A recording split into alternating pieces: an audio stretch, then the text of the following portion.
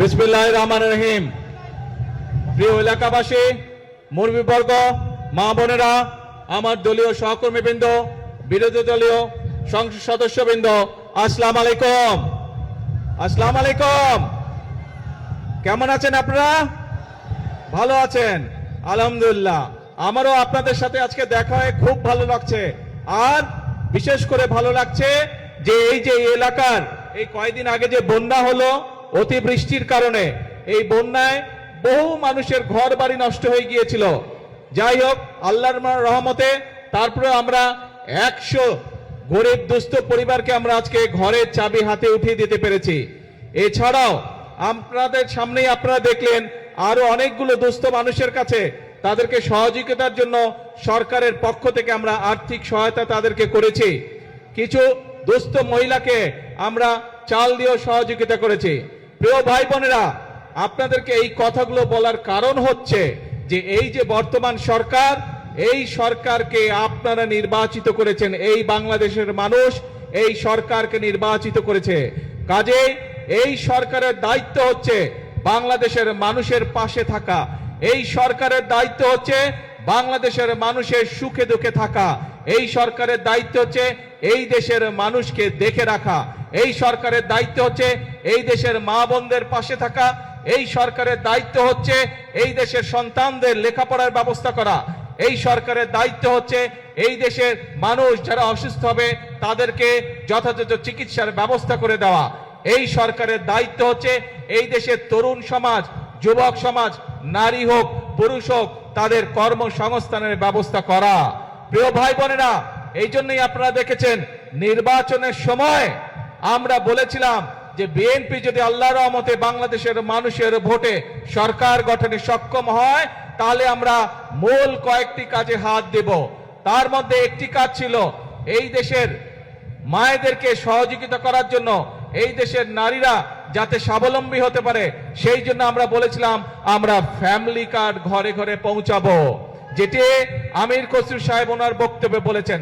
আপনারা দেখেছেন যে সরকার গঠন হওয়ার 1 মাসের মধ্যে আমরা সেই ফ্যামিলি কার্ডের পাইলট প্রজেক্টের কাজে হাত দিয়েছিলাম এবং ইনশাআল্লাহ আল্লাহর রহমতে পাইলট প্রজেক্টের কাজ শেষ হয়ে গিয়েছে। এই মাসের 16 তারিখ থেকে আমরা এই ফ্যামিলি কার্ডের কাজ শুরু করছি এবং ইনশাআল্লাহ সমগ্র বাংলাদেশে এই বছর 26-27 অর্থ বছরে আমরা প্রায় 41 লক্ষ পরিবারের মায়ের হাতে আমরা এই ফ্যামিলি কার্ড ইনশাআল্লাহ তুলে দিব এবং ইনশাআল্লাহ আপনাদেরও এই এলাকায়, এই অঞ্চলে, এই উপজেলার মধ্যে ইনশাআল্লাহ 10 থেকে 12 হাজার পরিবারের হাতে আমরা ফ্যামিলি কার্ড এই আগামী অর্থ বছরের মধ্যে তুলে দিব এবং আগামী 4 বছর ধরে এটি চলবে। আরো অনেক মা বোনেরা এই ফ্যামিলি কার্ডের আওতায় আসবেন। কেন আমরা ফ্যামিলি কার্ড দিয়েছিলাম? আমাদের ফ্যামিলি কার্ড দেওয়ার উদ্দেশ্য ছিল, লক্ষ্য ছিল যাতে ভাইদের পাশাপাশি যাতে বোনেরাও সংসারের হাল ধরতে পারে, একটি স্বাবলম্বী পরিবার গড়ে তুলতে পারে, সন্তানদের লেখাপড়া দেখতে পারে, সন্তানদের স্বাস্থ্য সেবা যাতে দিতে পারে মায়েরা। সেই জন্য মাদের হাতকে শক্তিশালী করার জন্য আমরা এই ফ্যামিলি কার্ডের ব্যবস্থা করেছি। শুধু ফ্যামিলি কার্ডই নয়, ফ্যামিলি কার্ডের পাশাপাশি আমরা কৃষক কার্ডেরও ব্যবস্থা করেছি। এই যে বাঁশখালীর কিছু অংশে লবণ চাষী ভাইরা আছে না, লবণ চাষী ভাইরা শুধু যে যারা ধান পাট বা অন্যান্য শাকসবজি বা অন্যান্য ফসল চাষবাস করে তারাই যে শুধু কৃষক কার্ড পাবে তা নয়, এমনকি লবণ চাষী ভাই যারা আছেন ইনশাআল্লাহ তারাও, এমনকি লবণ চাষী ভাই যারা আছে তাদেরকেও ইনশাআল্লাহ আমরা ফ্যামিলি কার্ড তাদের হাতে পৌঁছে দিব। এবং এখানে একটি কথা এসছে যে লবণের মূল্য নির্ধারণ করে দেওয়া। আলোচনা করে আমরা ইনশাআল্লাহ লবণের মূল্য নির্ধারণ করেছি, যে মূল্য পেলে লবণ চাষী ভাইদের স্বাবলম্বিতা, অর্থনৈতিকভাবে তারা সচ্ছল হবে আস্তে আস্তে। ইনশাআল্লাহ আগামী কিছুদিনের মধ্যে আমরা সেই দামটি আমরা সকলকে জানিয়ে দেব, যার ফলে লবণ চাষী ভাইদেরকে আর আগের মতন কষ্ট পোহাতে হবে না। প্রিয় ভাই বোনেরা, আজকে আমি মাতার বাড়ি গিয়েছিলাম, মাতার বাড়িতে পুরা দেখে আসলাম এবং শুধু মাতার বাড়ি নাই, সেই চট্টগ্রামে মিরেশসরাই থেকে শুরু করে সমগ্র অঞ্চলকে আজকে আমি দেখেছি, হেলিকপ্টারে আমি দেখেছি। কেন দেখেছি? কারণ এই যে আমাদের সামনে বিশাল সমুদ্র, এটি হচ্ছে এই বাংলাদেশের সম্পদ, এই দেশের সম্পদ। এই যে বিশাল সমুদ্র এই সমুদ্রের মালিক হচ্ছে এই বাংলাদেশের জনগণ, এবং সেজন্যই এই সমুদ্রকে কিভাবে ব্যবহার করে বাংলাদেশের মানুষের তাদের জীবন ব্যবস্থা উন্নত করা যায়, কিভাবে আমরা সেটি এইখান থেকে শুরু করে সেই মিরেশ্বরাই পর্যন্ত মাদারীপুর পর্যন্ত কিভাবে আমরা বিভিন্ন মিল ফ্যাক্টরি স্থাপন করার মাধ্যমে এই দেশের মানুষের কর্মসংস্থানের ব্যবস্থা করতে পারবো, এই দেশের মানুষের ব্যবসা বাণিজ্যের ব্যবস্থা করতে পারবো, সেই পরিকল্পনা কিভাবে গ্রহণ করা যায় তার জন্য আজকে আমি মাতার বাড়ি গিয়েছিলাম। এবং খুব স্বাভাবিকভাবেই প্রিয় ভাই বোনেরা, আমাদের কয়েকদিন আগে আপনারা দেখেছেন চট্টগ্রামে আমির খসরু সাহেব এবং সালাউদ্দিন সাহেব দুজনের গিয়েছিলেন চায়নাকে আমরা একটি বিরাট বড় জায়গা দিয়েছি। এই যে চায়না থেকে আমি ঘুরে আসলাম, তাদের সাথে আমি কথা বলেছি, সেখানে তারা কয়েক শত মিল কারখানা তৈরি করবে এবং এই মিল কারখানাগুলোতে সমগ্র চট্টগ্রামের মানুষ ইনশাআল্লাহ সেখানে কাজ করার সুযোগ পাবে। তার ফলে আমাদের যেমন একদিকে বেকার সমস্যার সমাধান করা সম্ভব হবে, একই সাথে আমরা ইনশাআল্লাহ বহু বৈদেশিক মুদ্রা অর্জন করব। যেই বৈদেশিক মুদ্রা অর্জন করার মাধ্যমে আমরা এই দেশের অর্থনীতি শক্তিশালী করব, সেই বৈদেশিক মুদ্রা দিয়ে আমরা এই দেশের মানুষের, এই দেশের সন্তানদের শিক্ষা ব্যবস্থাকে গড়ে তুলব। সেই বৈদেশিক মুদ্রা অর্জনের মাধ্যমে আমরা এই দেশের বাংলাদেশের মানুষের স্বাস্থ্য সেবাকে আমরা গড়ে তুলব। আপনারা নিশ্চয়ই এর মধ্যে জানতে পেরেছেন যে আমরা যে উপজেলা পর্যায়ে যে 50 সদস্যের যে হাসপাতাল আছে, 50 বেডের যে হাসপাতাল আছে, এই 50 বেডের হাসপাতালে 30 বেড করে গিয়েছিলেন শহীদ রাষ্ট্রপতি জিয়াউর রহমান। পরবর্তীতে বেগম খালেদা জিয়া যখন সরকার গঠন করেছেন, বাকি 20 বেড যোগ করেছিলেন উনি। আজকে আপনাদের এই বর্তমান বিএনপি সরকার, যেই সরকার আপনাদের সরকার, যেই সরকার জনগণকে নিয়ে কাজ করে, এই সরকার সিদ্ধান্ত গ্রহণ করেছে এই 50 বেডের হাসপাতালকে যাতে প্রত্যেক উপজেলার মানুষ ভালোভাবে স্বাস্থ্য সেবা পায়, সেই জন্য এই 50 বেডের হাসপাতালকে আমরা ইনশাআল্লাহ আগামী 5 বছরের মধ্যে প্রত্যেকটি উপজেলা, 503টি উপজেলা সমগ্র বাংলাদেশে প্রত্যেকটি উপজেলা হাসপাতালকে আমরা 101 বেডে উন্নীত করব ইনশাআল্লাহ। প্রিয় ভাই বোনেরা, এই কাজগুলো যদি আমাদেরকে করতে হয়, এই দেশের মানুষের জন্য যদি কর্মসংস্থানের ব্যবস্থা করতে হয়, এই দেশের মানুষের কর্মসংস্থানের ব্যবস্থা যদি করার জন্য যদি বিদেশি এবং দেশি বিনিয়োগকারী যারা আছে তাদেরকে উৎসাহিত করে যদি মিল ফ্যাক্টরি স্থাপন করতে হয়, তাহলে তার পূর্ব শর্ত হচ্ছে দেশে শান্তি শৃঙ্খলা থাকতে হবে। দেশে বিশৃঙ্খলা থাকলে চলবে না।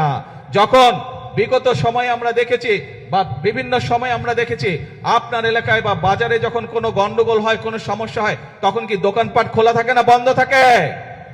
কি ভাই, বাজারে যদি কোনো গন্ডগোল হয় দোকানপাট বন্ধ থাকে না খোলা থাকে?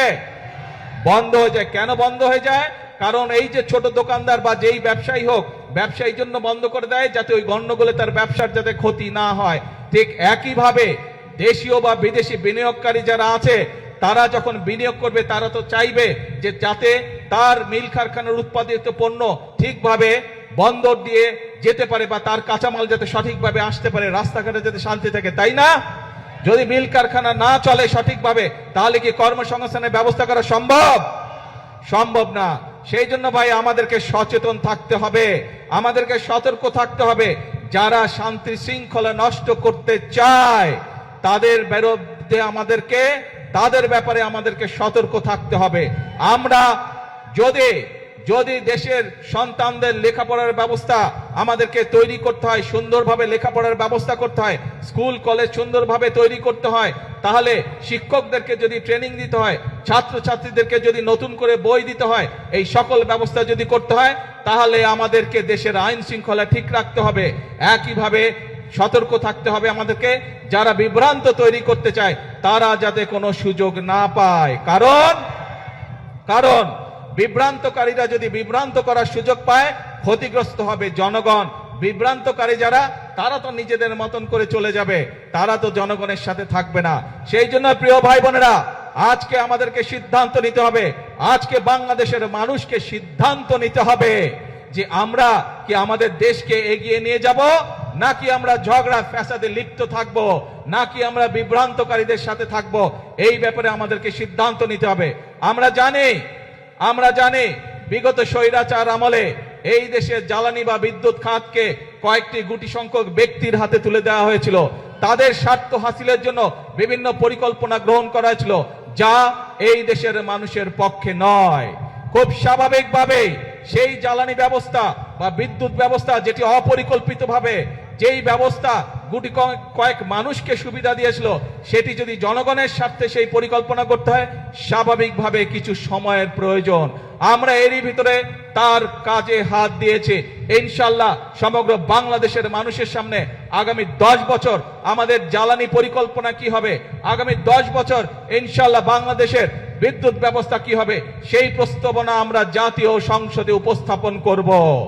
জাতীয় সংসদে উপস্থাপন করার মাধ্যমে আমরা পরিকল্পনা দিয়ে সেই কাজ আমরা শুরু করব, যাতে করে স্কুল কলেজ হোক, হাসপাতাল হোক, মিল কারখানা হোক, বাসা বাড়ি হোক, মানুষ ঠিকভাবে বিদ্যুৎ পেতে পারে।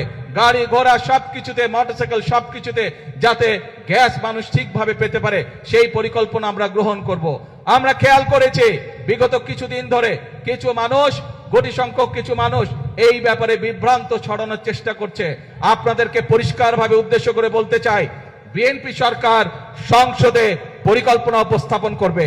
আপনাদের যদি পরিকল্পনা থাকে, আসুন জনগণের সামনে উপস্থাপন করুন, কিন্তু বিভ্রান্তিকর কথা বলে দেশে বিশৃঙ্খলা তৈরি করবেন না, বিভ্রান্তিকর কথা বলে জনগণের শান্তি নষ্ট করবেন না, জনগণের শান্তি নষ্ট করবেন না। কারণ 50 বছরের উপরে এই দেশের স্বাধীনতা হয়ে গিয়েছে। এখন জনগণের জন্য কাজ করার সময়, এখন দেশ গঠনের জন্য কাজ করার সময়। পৃথিবীর বহু দেশ আমাদের পরে স্বাধীন হয়েছে, কিন্তু তারা কাজ করার মাধ্যমে, পরিশ্রম করার মাধ্যমে তাদের দেশকে অনেক দূর এগিয়ে নিয়ে গিয়েছে। কাজেই আর পিছনে থাকা যাবে না, আর পিছনে পড়ে থাকা যাবে না।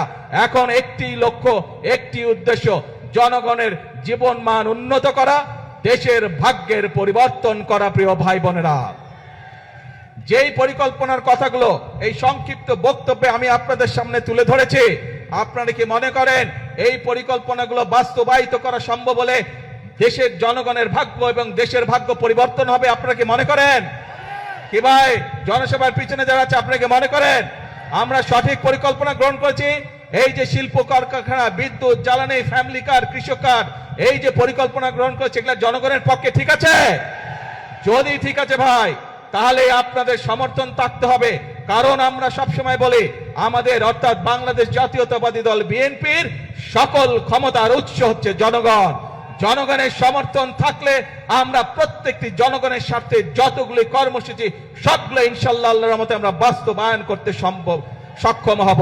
আসুন আজকের এই জনসভায় আমরা যেভাবে আজকে দুস্থ মানুষকে সহযোগিতা করে যে সাহায্য দিয়েছি, এই সাহায্য এবং সহযোগিতার কে আমরা পরিবর্তন করতে চাই কর্মসংস্থানের মাধ্যমে। সেটি দেশের ভিতরে হোক, সেটি আমাদের তরুণ সমাজের সদস্যদেরকে বিভিন্ন প্রশিক্ষণের মাধ্যমে বিদেশে প্রেরণ করাই হোক না কেন। অর্থাৎ আমরা চাই প্রত্যেকটি বাংলাদেশের প্রত্যেকটি মানুষ, 20 কোটি মানুষের 40 কোটি হাত, প্রত্যেকটি হাত শ্রমিকের হাতে রূপান্তর করতে চাই আমরা, যাতে করে প্রত্যেকটি মানুষ দেশ গঠনে ভূমিকা রাখতে পারে, যাতে করে প্রত্যেকটি মানুষ নিজের হাতের পরিশ্রমের মাধ্যমে নিজের এবং পরিবারের ভাগ্যের পরিবর্তন করতে চায়। আমরা সেই বাংলাদেশকে গড়ে তুলতে চাই। আমরা সেই বাংলাদেশের জন্য অপেক্ষা করেছি, কিন্তু অপেক্ষা করলে, বসে থাকলে চলবে না। আমাদেরকে কাজ করতে হবে, আমাদের ফসলের উৎপাদন বৃদ্ধি করতে হবে, আমাদেরকে মিল কারখানা স্থাপনের মাধ্যমে আমাদেরকে কর্মসংস্থান এবং শিল্পের বিপ্লব আমাদেরকে ঘটাতে হবে। প্রিয় ভাই বোনেরা, আসুন আজকের এই জনসভায় আমরা সেই শপথ গ্রহণ করি, সেই প্রতিজ্ঞা গ্রহণ করি যে বাংলাদেশের মানুষ আর বিভ্রান্ত হবে না, বিভ্রান্তকারীদের কোন রকম প্ররোচনায়। বাংলাদেশের মানুষ এখন সামনের দিকে যাবে, বাংলাদেশের মানুষ নিজেদের ভাগ্যের পরিবর্তন করবে, বাংলাদেশের মানুষ একই সাথে তার দেশের ভাগ্যের পরিবর্তন করবে। এবং সেই জন্যই আমরা বলি, করব কাজ, করব দেশ, সবার আগে করব কাজ, করব দেশ, ইয়েস, সবার জন্য বাংলাদেশ। আজকে তাহলে এই পর্যন্ত থাকলো। আপনারা নিশ্চয়ই খেয়াল করেছেন। 1 মিনিট ভাই, স্লোগান দিস না ভাই, স্লোগান দিস না, কথা শুন ভাই, কথা বলতে দে, শান্ত হয়ে বস। আপনারা সবই হবে, ধৈর্য ধরতে হবে, ধৈর্য ধরতে হবে, সবই হবে। আপনাদের এই এলাকায় চট্টগ্রাম থেকে আমরা রাষ্ট্রের, ভাই সময় লাগবে তো বেরিবাদ নাকি, এতক্ষণ এতক্ষণ কি বললাম কিছুই বুঝলো না। বসো। আপনাদের চট্টগ্রাম থেকে আমরা দুইজন গুরুত্বপূর্ণ ব্যক্তিকে সরকারের গুরুত্বপূর্ণ দুইটি মন্ত্রণালয়ের দায়িত্ব দিয়েছি। একটি হচ্ছে অর্থ মন্ত্রণালয়, আর একটি হচ্ছে স্বরাষ্ট্র মন্ত্রণালয়। যেই বিভাগে এরকম দুটি গুরুত্বপূর্ণ মন্ত্রণালয়ের দায়িত্বে নিয়োজিত দুইজন ব্যক্তি আছে, সেই এলাকার উন্নয়ন কেউ ঠেকিয়ে রাখতে পারবে না ইনশাআল্লাহ। আজ এই পর্যন্ত থাকলো, এরপরে যখন কাজ শুরু হবে ইনশাআল্লাহ আপনাদের সাথে আবার আসবো, আবার দেখা হবে। আর বেড়িবাঁধ এইটি আমাদের মূল পরিকল্পনার একটি অংশ, ইনশাআল্লাহ বেড়িবাঁধের কাজও শুরু হবে। আল্লাহ হাফেজ। বাংলাদেশ জিন্দাবাদ, বাংলাদেশ জাতীয়তাবাদী দল জিন্দাবাদ। আসসালামু আলাইকুম।